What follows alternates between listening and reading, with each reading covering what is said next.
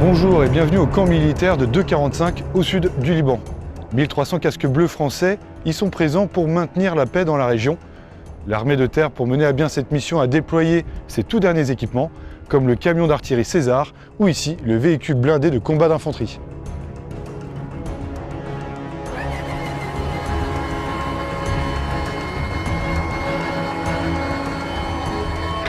Les soldats français ont à leur disposition les nouveaux systèmes de communication et d'information appelés la NEB, la numérisation de l'espace de bataille. Ce programme permet de relier tous les acteurs d'une opération militaire entre eux, en réseau, et de traiter les informations en temps réel. La NEB a été perçue comme fragile, parfois difficile d'utilisation, mais elle a fait aujourd'hui d'importants progrès. Nous allons voir qu'elle a conquis ses utilisateurs, comme ici au Liban. Suivez-nous dans ce reportage.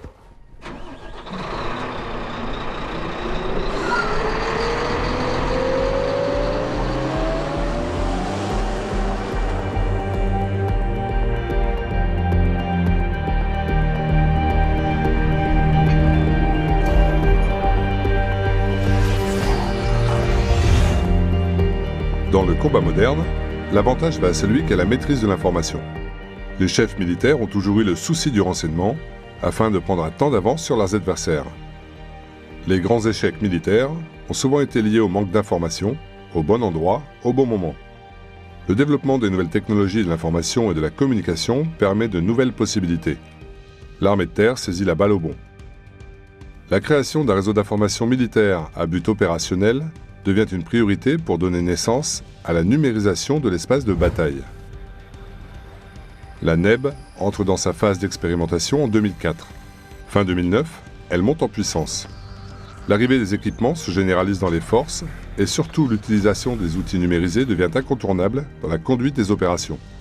Le véritable aboutissement du processus, c'est la phase de l'infovalorisation des forces terrestres en 2015. Elle doit déboucher sur un système unique de partage de l'information et rendre optimale l'exploitation des informations autorisées par les nouvelles technologies comme les drones, satellites et autres capteurs. Avoir la bonne information partagée en temps réel, c'est l'enjeu de demain.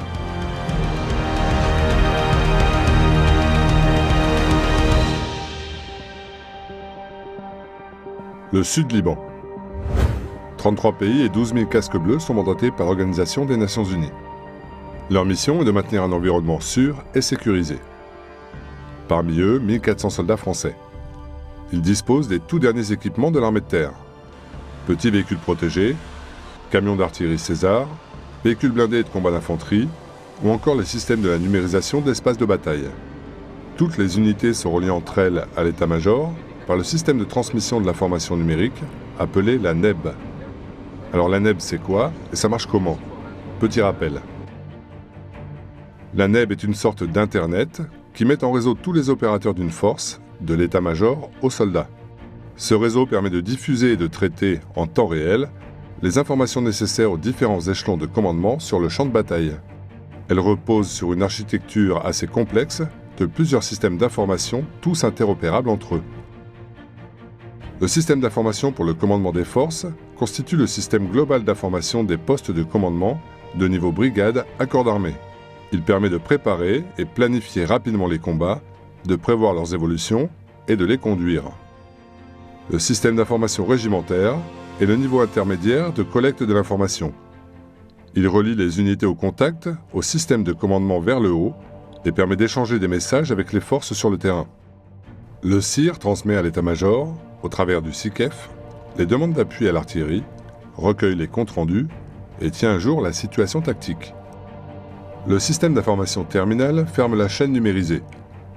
Il fait de chaque char, véhicule, hélicoptère ou combattant débarqué un capteur à même de recevoir des messages, d'expédier des comptes rendus, de connaître et d'indiquer sa position, d'afficher sur l'écran une carte tactique et d'accéder à des données utiles qui améliorent l'efficacité de la mission. Voici pour les explications techniques. Qu'est-ce que cela donne en pratique? Rendez-vous sur le terrain. Nous voici avec les nouveaux véhicules des postes de commandement au sud du Liban. Ils sont déployés ici pour coordonner les missions des troupes sur le terrain. À leur bord, des postes CIR. Nous suivons sur ces cartes numériques la progression des unités en quasi temps réel. Vous trouvez dans ce véhicule deux postes de travail qui permettent, avec le système CIR qui est installé dessus, d'élaborer, de préparer les ordres pour les unités élémentaires, mais également de pouvoir travailler la cartographie, de faire de l'étude de terrain, de pouvoir apprécier les remontées de situation des unités et donc de les suivre en visuel directement sur une cartographie numérique avec la remontée des positions des unités.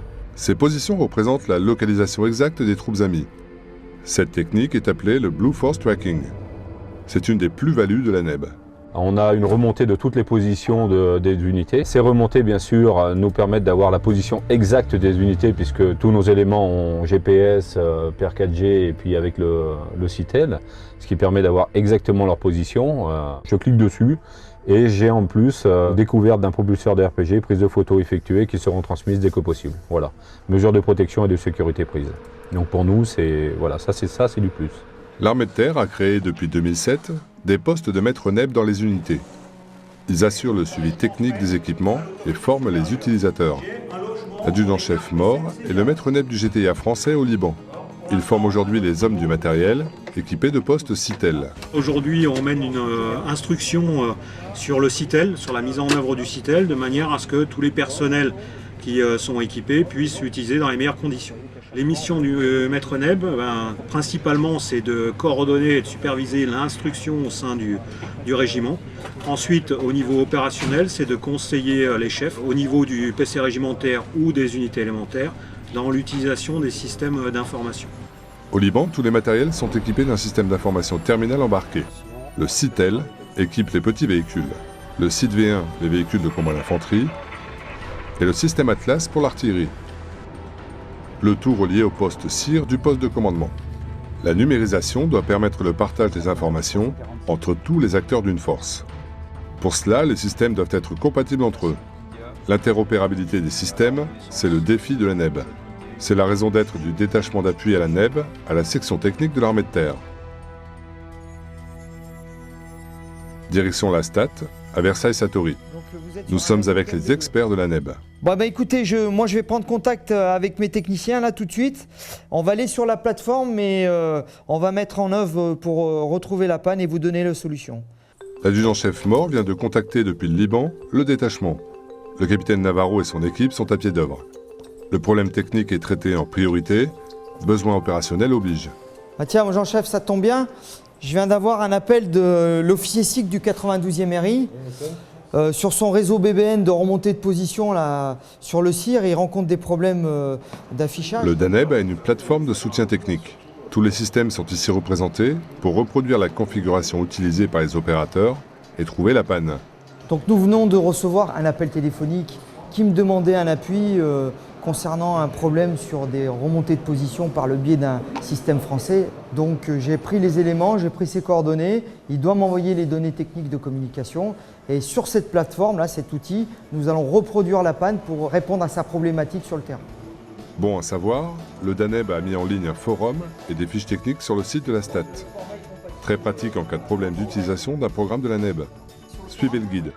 Je suis ici sur la page d'accueil intraterre, connue de tout le monde. Je vais dans Commandement, Stat. Je vais dans Programme, Site de la NEB.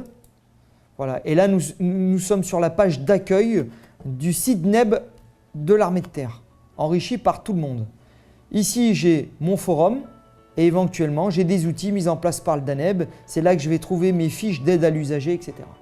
Pour reprendre les mots du CEMAT, la numérisation de l'espace de bataille est inéluctable. Elle est l'une des priorités de l'armée de terre. La NEB répond à un besoin opérationnel. Les opérateurs ont donc le devoir de s'approprier les systèmes, même si leur utilisation est parfois contraignante. Je dirais que nous sommes une cinquantaine en appui de toute une armée pour lui faciliter l'appropriation, la mise en œuvre concrète de la numérisation de l'espace de bataille. Les experts de la NEB se rendent régulièrement sur le terrain, aux côtés des utilisateurs, comme ici à Sissonne. Nous sommes au centre d'entraînement en zone urbaine. Les fantassins du 13e bataillon de chasseurs alpins apprivoisent le nouvel équipement félin, fantassin, équipement et liaison intégrés. Il intègre toutes les nouvelles technologies en matière de communication, d'observation et de protection. Le fantassin dispose d'un fusil d'assaut équipé de caméras jour et nuit et d'une visée déportée. Les soldats l'ont vite adopté. On arrive, on dit le nombre de blessés. Là, on sait si c'est la tête, le tronc, les jambes. Et on fait pas transmettre l'information. On a plus deux appareils pour avoir le chef de section, plus ses gars en fait. Là, avec un appareil, on a tout le monde. Je peux faire des photos et l'envoyer à mon chef de groupe par contre, pour lui montrer à quel endroit est l'ennemi, si jamais j'en ai vu. Le chef de section dispose du système d'information terminale du combattant débarqué, le site Condé. Le site Condé est le dernier né de la chaîne NEB.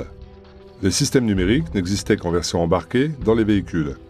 Les troupes au sol ont aujourd'hui leur propre système d'information qui les accompagne sur le terrain. Le système qui se trouve vraiment au niveau de la section. La hiérarchie, elle a été pensée au niveau de la section, pas au-delà.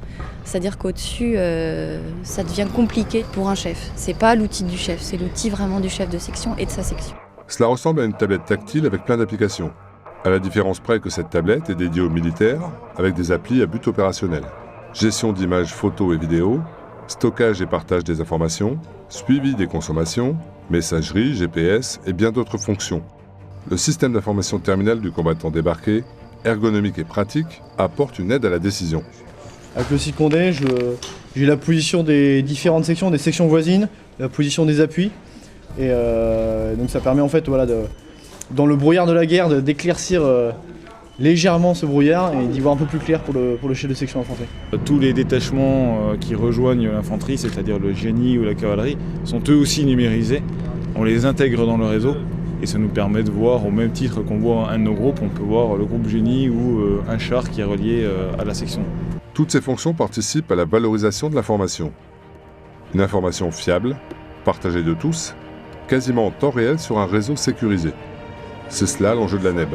L'info-valorisation avec l'exploitation optimale des ressources d'information obtenues grâce aux nouvelles technologies. Nous sommes au camp de Mourmelon. La Direction Générale de l'Armement, la STAT et les industriels de l'armement se sont donné rendez-vous ici pour développer l'interopérabilité des systèmes actuels avec ceux de demain. Ces drones sont les nouvelles acquisitions de l'armée de terre.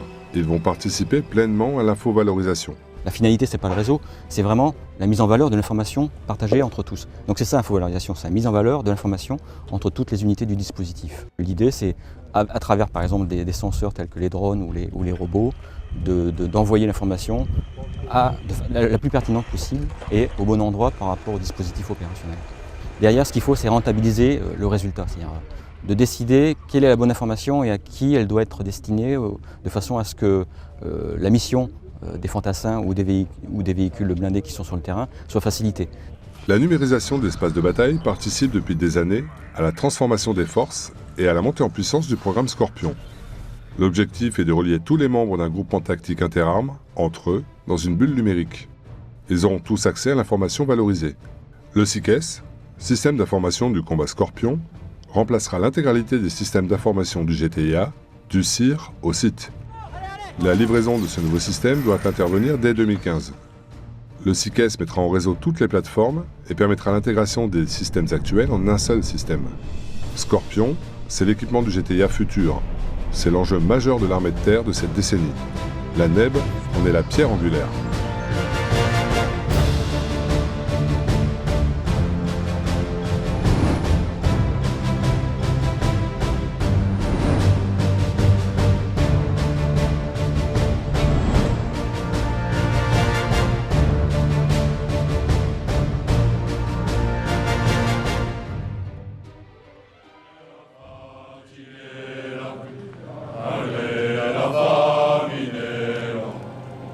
Notre magazine s'achève ici à Der Kifa où se trouve le commandement du GTIA français. Merci de nous avoir suivis, à bientôt.